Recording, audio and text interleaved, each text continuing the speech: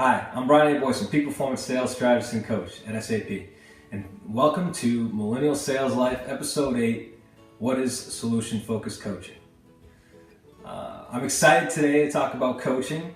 I know when it's brought up out there in the world, a lot of people kind of give you a little weird look sometimes and like, okay, coach. And so I just want to educate and raise awareness of what coaching is and really do that over the next several weeks. And I'm going to use the Ericsson International Coaching solution-based coaching arrow and methodology to educate everyone about that. As you know, I'm a sales coach at SAP. I coach early talent and millennial salespeople that have gone through our sales program. Once they get out of the program and get out there and start selling, that's where I step in for 2 years after that when they're in the field. That's my main job. As also part of my job at SAP, which I'm grateful to be able to do, is 5% of my time I can dedicate to internal professional coaching.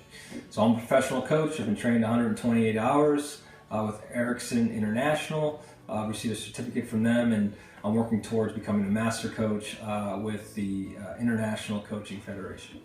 And what I'm going to talk to you today is about Ericsson's coaching methodology and explain that a little bit so you can get to understand it and maybe start to get more comfortable with what it is and why it's important and how our generation as millennials are really adapting to it, and how the management style can really help not only with your early talent, but the rest of your talent and in your life in general. I'm not going to go through the whole thing today. I'm just going to give you an overview of what it is, and then as episodes come out, we can break down into each bucket. But I'm going to use this here to kind of do this a little bit, right? So it's solution-focused coaching. And when we become a coach, we get into what's called coach position, right? So coach position, and we're going to talk about several different pieces of the coaching process here. All right, so the first one is establishing rapport. Just like we do in sales, right? You need to connect with the coachee and establish that rapport with them so that you can have some trust and you can start to begin the process to dig a little bit deeper and really pull the best out of them, right? So the second step is to initiate the contract. So in a coaching session, you typically have a contract of what you're looking to accomplish at the end of that session. So that's very important to make sure that everyone's on the same page on that. You do that in the beginning, and then you say, hey, at the end of these 45 minutes, what's the best outcome for you, coachee, right? So once you get that and you agree on it, then you can start working in that coaching session. The third piece is use an outcome frame, and this is really a series of questions as you get into the session. For example, why is it important to you? How would you know you've got it? So it's basically a bunch of powerful questions that we ask to really get the coachee to start thinking about the situation and being resourceful in how they might address it. So the middle piece here is one of my favorite ones, is create an experience for the coachee.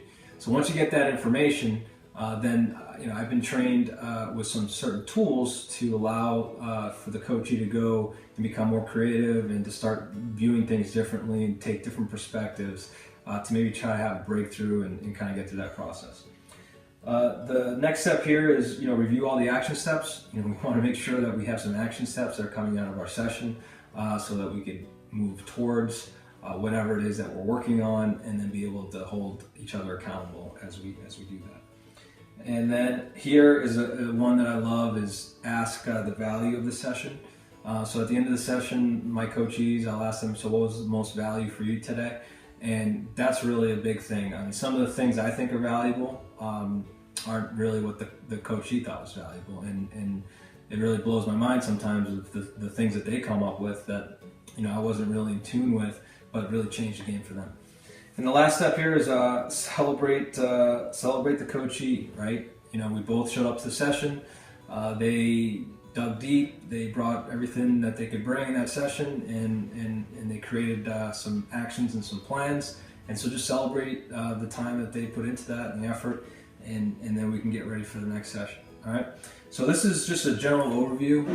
Don't want to go too deep into it, but this is the coaching arrow. This is getting into coach position. These are different buckets that I'll dive into deeper as the weeks come on. And hopefully, you can start working a little bit of coaching into your practice. You don't need to be certified to get the most value out of it, but hopefully this training will help. So again, thank you for showing up and learning a little bit about coaching. I love it, and the coachees really get a lot of value from it, and I'm grateful to be able to do it at SAP. So I'll leave you with what I always leave you with. Rise up every day of your life, set a new standard, make you move, and become who you are.